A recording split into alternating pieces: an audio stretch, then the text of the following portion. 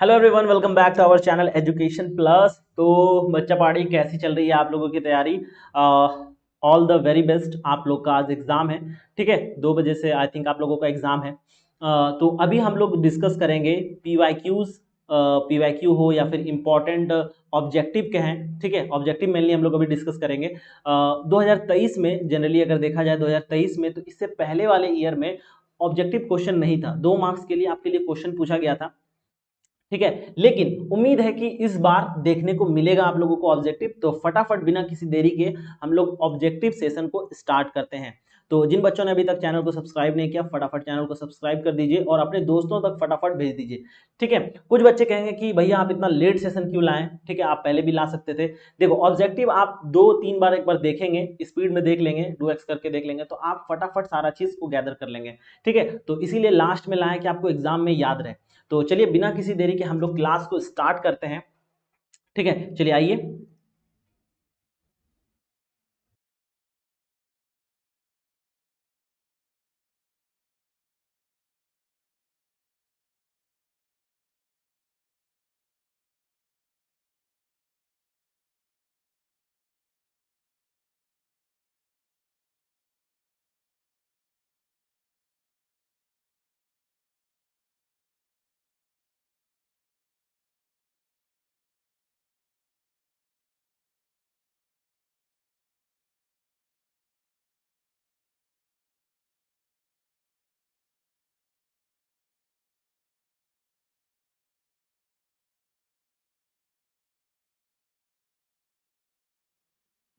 ठीक है, I think आवाज अभी क्लियर होगा, ठीक है, कोई दिक्कत? चलिए अपने सेशन को फटाफट स्टार्ट करते हैं बिना किसी देरी के, ठीक है। तो ये हमारा क्या होने वाला है, ऑब्जेक्टिव सेशन होने वाला है, ठीक है। काफी इंपॉर्टेंट सेशन, ठीक है। चलिए तो फटाफट बिना किसी देरी के हम लोग स्टार्ट करते हैं 14x14 सीरीज जो हम लोग का चल रहा है। तो फटाफट चैनल को सब्सक्राइब कर लीजिए, अपने दोस्तों तक भेज दीजिए। चलिए ये सब बात होती रहेगी। चलिए पहला क्वेश्चन है आपके पास कि पहला क्वेश्चन आपके पास है फॉर द बेस करंट। आपको बेस करंट दिया गया है, ठीक है, आपको बेस करंट दिया गया है। तो हम सॉल्यूशन स्टार्ट करते हैं फटाफट यहाँ पर जल्दी से। आपको बेस करंट कितना दिया गया भाई? आईबी आपको दिया गया है, आईबी आपको दिया गया 10 मिली एम्पेयर, ठीक है। उसके बाद फिर कलेक्टर करंट आपको पूछ रहा है कि आपके पास कलेक्टर करंट कितना होगा। तो आई थिंक ये आपको पता नहीं है, लेकिन आपको बीटा डीसी आपको ये दिया गया है, ठीक है।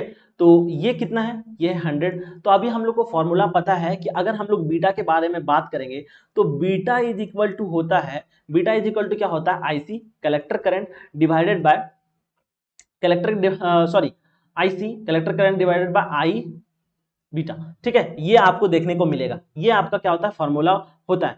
अगर हम इसके ऊपर वैल्यू सब्स्टिट्यूट करेंगे तो हमको देखने को क्या मिलेगा, तो कलेक्टर करंट आई थिंक आपके पास कितना है, कलेक्टर करंट आपके पास नहीं है, ठीक है। तो कलेक्टर करंट की जगह पे हम लोग आईसी रहने देते हैं। लेकिन बीटा करंट कितना दिया हुआ है, 10 माइक्रो एम्पेयर, ठीक है। और बीटा आपके पास दिया गया है हाँ 100, ठीक है। यहां तक किसी को दिक्कत? तो यहां पर आपका कलेक्टर करंट कितना बन जा रहा है, कलेक्टर करंट आई थिंक यहां पर बन जा रहा है, इसको हम लोग मल्टीप्लाई जैसे करेंगे तो ये हो जाएगा मिली एम्पेयर, ठीक है। लेकिन आपका आंसर यहां पर 1000 मिली एम्पेयर यहां पर है नहीं। तो आखिर इसका आंसर क्या होने वाला है, तो इसको हम लोग फटाफट चेंज कर लेते हैं कि इसमें मिली एम्पेयर में। मिली एम्पेयर चेंज करने के लिए हम लोग क्या करेंगे, तो ये 1000 है, तो मिली एम्पेयर की जगह पे हम लोग 10⁶ लिख सकते हैं, ठीक है, माइनस माइनस 6।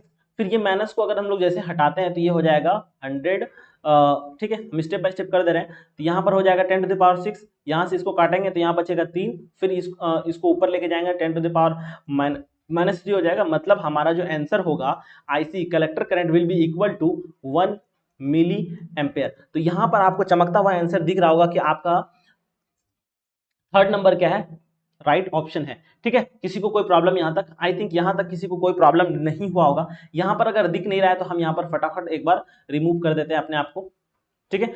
यहां आपको दिख रहा है, कोई दिक्कत यहां पर? चलिए चलिए अब आते हैं नेक्स्ट क्वेश्चन पे हम लोग। नेक्स्ट क्वेश्चन क्या कह रहा है भाई? नेक्स्ट क्वेश्चन कह रहा है, नेक्स्ट क्वेश्चन कह रहा है which of the following oscillator is suitable for the frequency in the range of megahertz.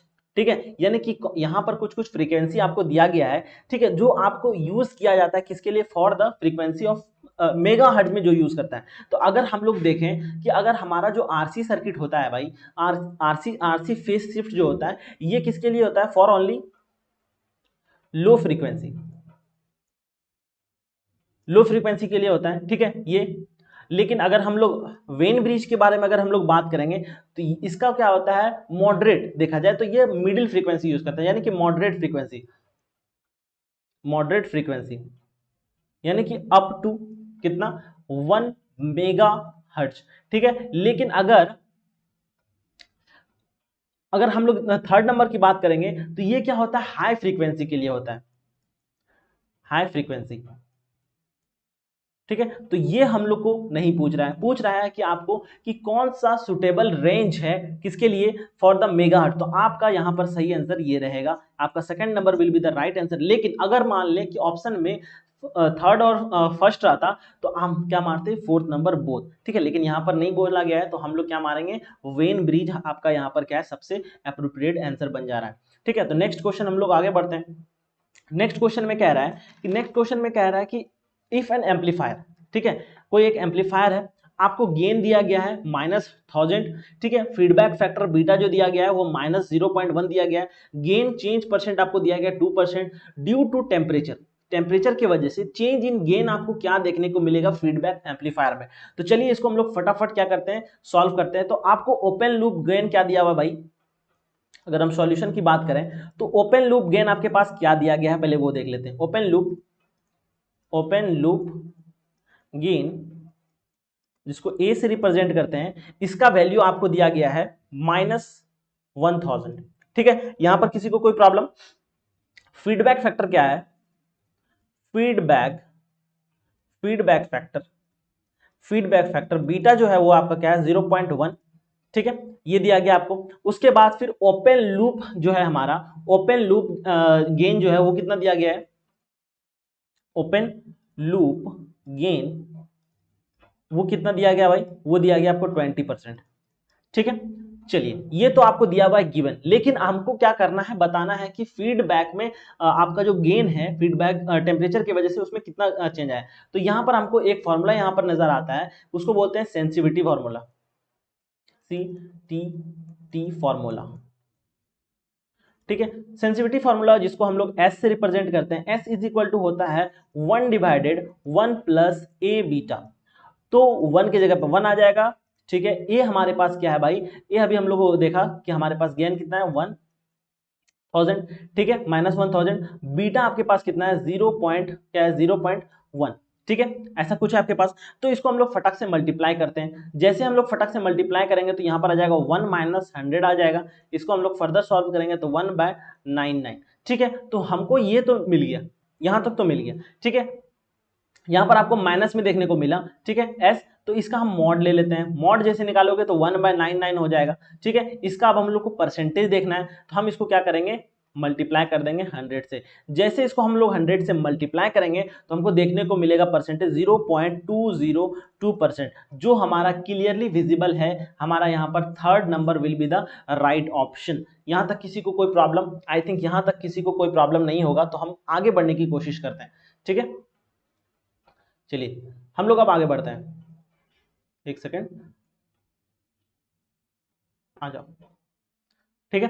चलो नेक्स्ट क्वेश्चन हमारे पास क्या है भाई, तो आंसर हमारा कौन सा हो गया, आंसर हमारा 0.2% आपका क्या होगा, राइट ऑप्शन यहां पर रहेगा।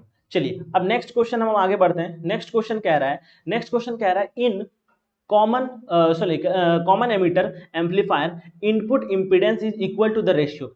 अब देखो कॉमन एमिटर क्या रहा है, कॉमन एमिटर एम्पलीफायर जो है इनपुट इंपीडेंस मतलब Zi जो है वो किसके बराबर होगा। तो अगर हम लोग देखेंगे तो इनपुट इंपीडेंस क्या हो जाएगा भाई, V इज इक्वल टू क्या होता है, ओम्स लॉ के बाद V is equal to I R, तो रेसिस्टेंस इज इक्वल टू क्या हो जाएगा V/I। तो मतलब है कि आपका ऊपर में क्या होना चाहिए, वोल्टेज होना चाहिए, नीचे होना चाहिए करंट, ठीक है। तो यहाँ पर आपका AC बेस वोल्टेज और AC एमीटर करंट, तो यहाँ पर अगर सबसे सही देखा जाए तो हमारे पास क्या होगा, इसका आंसर राइट आंसर क्या हो जाएगा हमारा, तो यानी कि इसका यहाँ पर अगर हम फॉर्मूला अगर लिख दें तो AC base voltage divided by AC base current. ठीक है, तो यहां पर आपको चमकता हुआ आंसर दिखेगा कि आपका यहां पर राइट ऑप्शन क्या है, voltage AC base voltage to the AC base current, यानी कि first is the right option. ठीक है, AC base voltage, AC base voltage to the AC base current. ठीक है, कोई दिक्कत यहां पर। चलिए नेक्स्ट क्वेश्चन हम लोग आगे बढ़ते हैं, क्योंकि यहां पर सारा चीज अगर इतना नहीं भी जाते हैं तो आपको नीचे सिर्फ एक ही में करंट दिख रहा है। ठीक है, इमीटर करंट, हम लोग को बेस के बारे में बात करना था। ठीक है, तो इसकी वजह से हमारा सही आंसर क्या हो जाएगा, ये। चलिए अब आते हैं नेक्स्ट क्वेश्चन पे। हम नेक्स्ट क्वेश्चन क्या कह रहा है हमारे पास, for a system to work an oscillator the total phase shift of a gain must be equal to.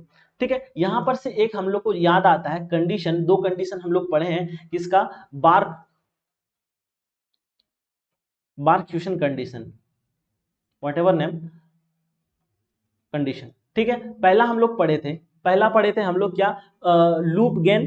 ठीक है, जिसमें हम लोग के पास उसका वैल्यू कितना होता है, 1 होता है। आई थिंक उसका A beta, mod of A beta is equal to 1 होता है। और दूसरा जो कंडीशन था phase shift, total phase shift, phase shift is equal to 360 होता है। ठीक है, तो टोटल फेज शिफ्ट किसी ऑसिलेटर के लिए कितना होना चाहिए, तो वो होगा 360। तो ये आपका राइट ऑप्शन बिना देखे बनने वाला क्वेश्चन था। ठीक है, आते हैं हम next question. F number question क्या कह रहा है भाई, एफ नंबर क्वेश्चन कह रहा है कि आपका कॉमन बेस एम्पलीफायर है जिसमें आपका इमीटर रेसिस्टेंस दिया हुआ है, लोड रेसिस्टेंस दिया गया है, उसके बाद अल्फा दिया गया है, तो आपको उसका क्या निकालना है, वोल्टेज गेन निकालना है। मतलब लोड रेसिस्टेंस जो है, लोड रेसिस्टेंस, लोड रेसिस्टेंस जो आरएल है वो आपके पास क्या है, 600।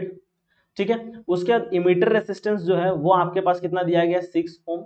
ठीक है, और अल्फा का जो वैल्यू दिया गया है वो दिया है 0.98।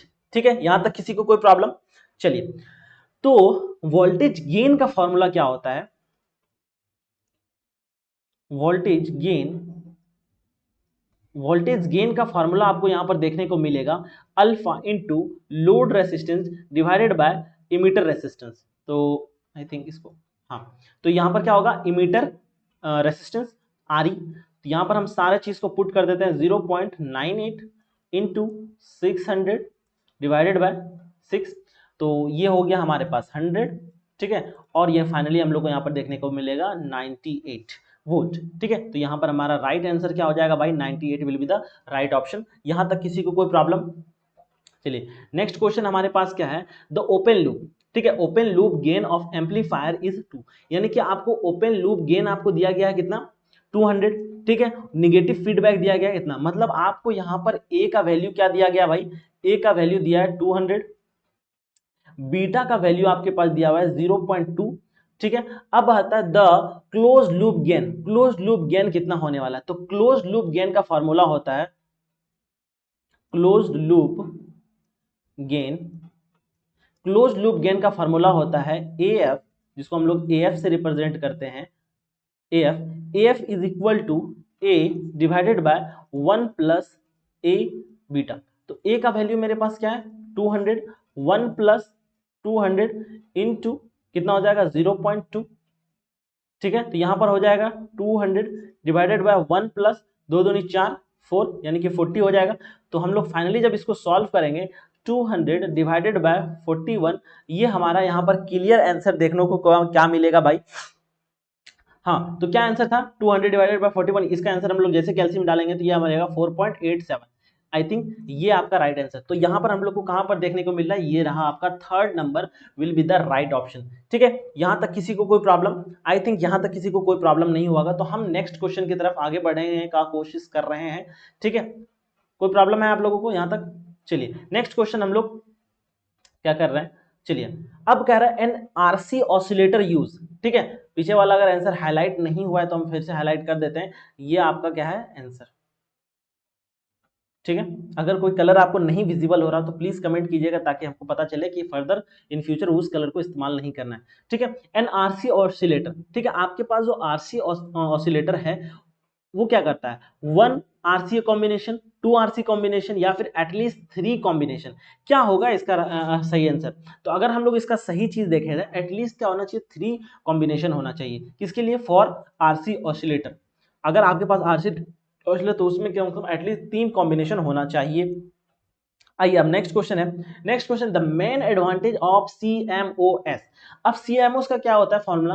CMOS का फुल फॉर्म सबसे पहले देख लेते हैं। तो अगर मान लें कि इतना सिंपल भी पूछ सकता है तो इसका होता है complementary metal oxide, metal oxide semiconductor. ठीक है, अब देखो क्या कह रहा है, द मेन एडवांटेज क्या है, इसका मेन एडवांटेज क्या है। आप इस पे मुझे ये गलत है, ठीक है, ये किसी वजह से टिक हो गया है। ठीक है, तो कह रहा है the main advantage complementary metal oxide semiconductor क्या क्या है, वो है लो पावर कंजम्पशन। सबसे ज्यादा एडवांटेज है कि इसका पावर कंजम्पशन बहुत ज्यादा कम है। अगर कोई चीज कम पावर पे आपको अच्छा एफिशिएंसी दिखा रहा है तो वो आपके लिए सबसे आइडियल और सबसे फ्रूटफुल होने वाला है। ठीक है, तो यहां पर आंसर क्या होने वाला है, लो पावर कंजम्पशन। ठीक है, चलिए अब नेक्स्ट क्वेश्चन क्या कह रहा है, एक बार ट्राई करते हैं। चलिए नेक्स्ट क्वेश्चन कह रहा है, फॉर अ बेस करंट, आपको बेस करंट दिया गया है, what is the value of collector current.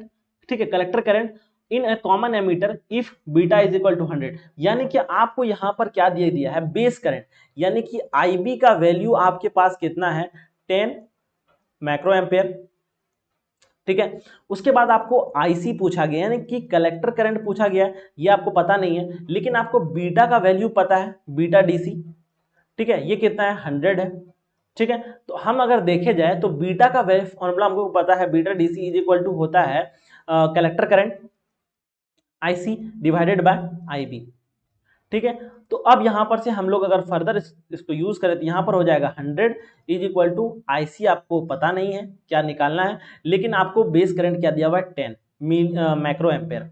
ठीक है, तो फर्दर जब इसको हम लोग सॉल्व करेंगे तो IC will be equal to 100 multiply, यानी कि 10 मल्टीप्लाई 100 मिली माइक्रो एम्पेयर। ठीक है, तो अब इसको हम लोग सॉल्व करते हैं, 10 टू द पावर 3 है, इस माइक्रो एम्पेयर को हम लोग क्या लिख सकते हैं, 10 टू द पावर -6 लिख सकते हैं। जब इसको हम लोग सॉल्व करेंगे तो 10 टू द पावर -3 बचेगा, और इसी को हम लोग क्या बोलते हैं, 1 मिली एम्पेयर। तो आपका राइट आंसर क्या हो जाएगा, 1 milli ampere will be the right answer.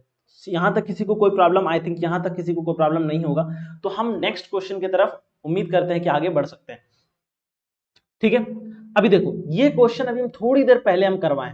ठीक है, तो आपको ये करने का कोई जरूरत नहीं है, पहले हमें भी थोड़ी देर पहले हम ये क्वेश्चन करवाएं, क्वेश्चन आई थिंक रिपीट हो गया है, इसका आंसर ये था। ठीक है, चलिए नेक्स्ट क्वेश्चन है, टेट्रावैलेंट इंप्योरिटीज है डैश वैलेंस इलेक्ट्रॉन। मतलब टेट्रावैलेंट इंप्योरिटीज है तो उसका वैलेंसी कितना होगा, वैलेंसी कितना होगा, टेट्रावैलेंट एलिमेंट है। ठीक है, टेट्रावैलेंट एलिमेंट मतलब है कि उसका वैलेंसी कितना होगा, यानी कि और वो कितना बॉन्ड बना सकता है। ठीक है, तो टोटल वो कितना बॉन्ड बना सकता है भाई, और वो टोटल 3 बॉन्ड एक्स्ट्रा बना सकता है। तो इसका सही आंसर क्या हो जाएगा, 3 टेट्रावैलेंट का। ठीक है, समझ गए, टेट्रावैलेंट को समझाने का कोई जरूरत है नहीं। चलिए अब नेक्स्ट क्वेश्चन क्या है, zener diode are primary use. Zener diode हम लोग जानते हैं कि इसको हम लोग वोल्टेज रेगुलेशन में इस्तेमाल करते हैं, तो इसका सही क्या चीज होगा इस्तेमाल, वोल्टेज रेगुलेशन। ठीक है, यहां तक किसी को कोई डाउट, चले आए नेक्स्ट क्वेश्चन क्या है, peak inverse voltage of a diode use in a half wave rectifier. यानी कि पीक इनवर्स वोल्टेज जो है डायोड के लिए उसका वैल्यू कितना होता है, तो पीक इनवर्स वोल्टेज जो है तो वो क्या हो जाएगा भाई, V मैक्सिमम। ठीक है, अब डायोड हाफ वेव रेक्टिफायर के लिए क्या होता है, पीक इनवर्स वोल्टेज एक डायोड के लिए, किसके लिए, हाफ वेव रेक्टिफायर के बारे में बात करेंगे। तो जो उस वेव का जो समझ लीजिए कि एम्पलीट्यूड है, यानी कि VM जो है वही उसका क्या हो जाएगा, पीक इनवर्स वोल्टेज। ठीक है, चलिए नेक्स्ट क्वेश्चन है हमारे पास, for every 10 degree increase in temperature. ठीक है, मान लीजिए एक केस दिया गया है जिसमें आपका हर एक 10 डिग्री टेम्परेचर पर reverse saturation current of the PN junction कितने से चेंज हो जाएगा। ठीक है, तो ये काफी पॉपुलर क्वेश्चन है, तो ये गलत है, सही आंसर हो जाएगा 2 टाइम्स।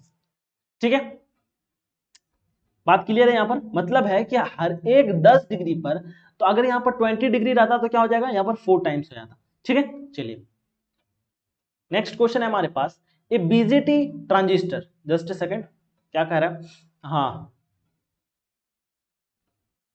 हाँ ठीक है, क्या था क्वेश्चन, क्वेश्चन कह रहा है ए बीजेटी ट्रांजिस्टर, आपके पास एक बीजेटी ट्रांजिस्टर है, ठीक है, बीजेटी ट्रांजिस्टर है, transistor operate in which region, ठीक है, यानी कि बीजेटी ट्रांजिस्टर वो किस रीजन में ऑपरेट करता है, व्हेन बेस एमिटर जंक्शन, मतलब कि आपका जो बीजेटी है, मान लें कि आपका ये बायपोलर जंक्शन है, ठीक है, ये आपका बायपोलर जंक्शन है, कौन सा, एन पी एन, ठीक है, और ये जो है आपका, ये जो है इसको बोलते हैं हम लोग इमीटर,